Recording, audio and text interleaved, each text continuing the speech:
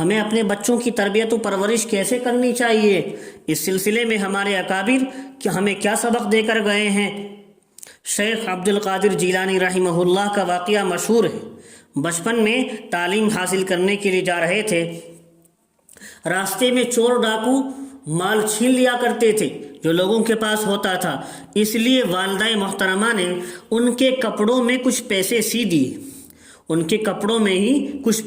دیے اور نصیحت یہ کی، بیٹے ہمیشہ سچ بولنا۔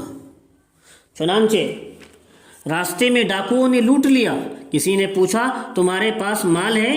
انہوں نے سچ بتا دیا۔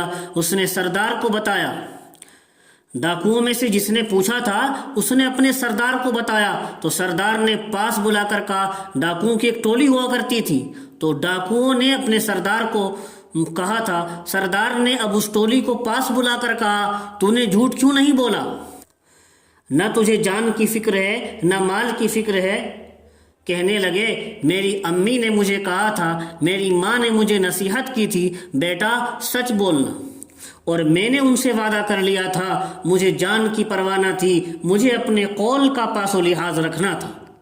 ڈاکوؤں کے دل میں یہ بات گھر کر گئی، جب ایک بچہ ماں سے کیے ہوئے عہد کا اتنا پاس و خیال رکھتا ہے تو ہم نے بھی تو کلمہ پڑھ کر اپنے رب سے عہد کر لیا ہے، ہم اس کا پاس و لحاظ کیوں نہیں کرتے؟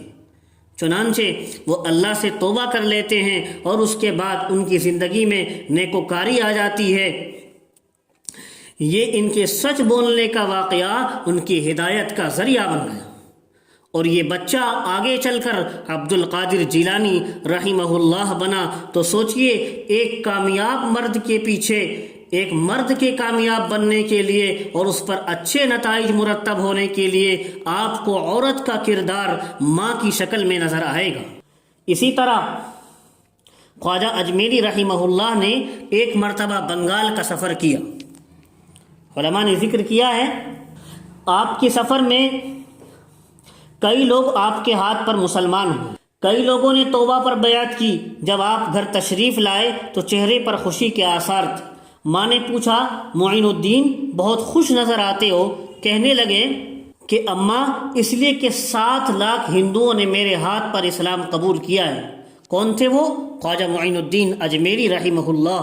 فرمایا اپنی اماں سے کہ خوشی تو اس لیے ہے کہ 7 لاکھ ہندوؤں نے میرے ہاتھ پر اسلام قبول کیا ہے اور 70 لاکھ مسلمانوں نے میرے ہاتھ پر بیعت توبہ کی ہے، اس لیے آج میرا دل بہت خوش ہے۔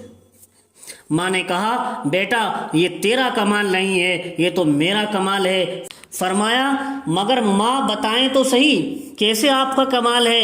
ماں نے جواب دیا، بیٹا جب تم پیدا ہوئے تو میں نے کبھی بھی زندگی میں تمہیں بلا وضو دودھ نہیں پلایا، آج اس کی برکت ہے، آج ماں کے تقوی اور طہارت کی برکت ہے، اور ماں کی تربیت و پرورش اچھی کرنے کی برکت ہے کہ تمہارے ہاتھوں پر اللہ تبارک و تعالیٰ نے لاکھوں لوگوں کو کلمہ پڑھنے کی توفیق عطا فرما دی۔ تو ایک اور کامیاب شخصیت کے پیچھے آپ کو ایک نیک عورت کا کردار نظر آ رہا ہے بحیثیت ماں کے۔